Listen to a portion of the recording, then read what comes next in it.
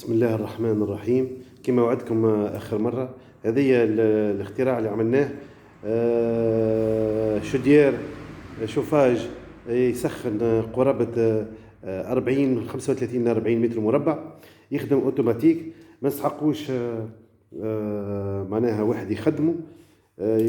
كما عمرناها توا نحن على 33 درجة، تنجم تعملوا حتى على التمبيراتور اللي حاجتك بها، يخدم الى تاع التمبيراتور نتاعو يقص وحده. هذه الدرموار نتاعو نحن معمرينه على 33 درجة. هبطوا يتيح التمبيراتور، وقت يتيح التمبيراتور تحت 33 درجة فهمني يخدم وحده. باش تشوفوا فوالا فهمني. عملنا له اللابياج نتاعو حاجه مزيانه. ها باش نشوفوه. دبوس الغاز اونكاستري لداخل، دبوس غاز اونكاستري لداخل. فوالا هاكا دبوس غاز اونكاستري لداخل.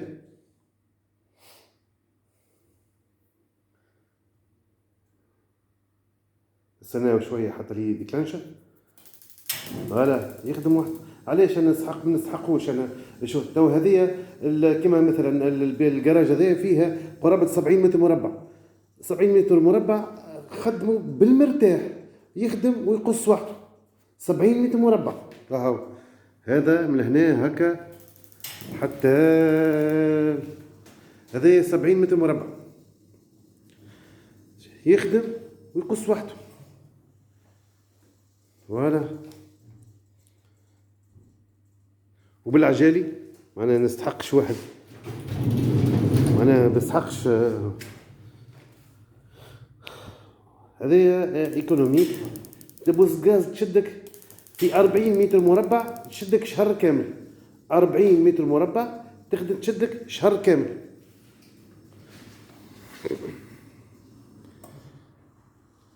حاجة مزيانة.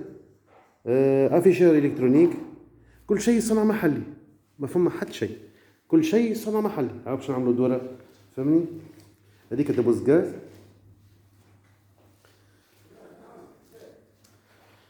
حاجة مزيانة. تو نستناو حتى لين يتلاشى. فوالا يخدم ويقص وحده. وقت تسخن الكراج يسخن، ولا البلالبيت اللي باش تحط فيها الفلوس ولا الدجاج يقص وحده. تو كيما وريتكم انا فهمني 70 متر مربع هاكا يخدم ويقص وحده. فوالا ان شاء الله عجبكم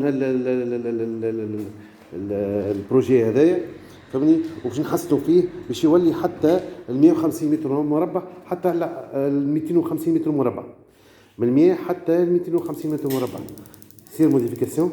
وان شاء الله عجبكم الاجتهاد هذا، واللي فيه خير ربي يسهل فيه. والسلام عليكم ورحمة الله وبركاته.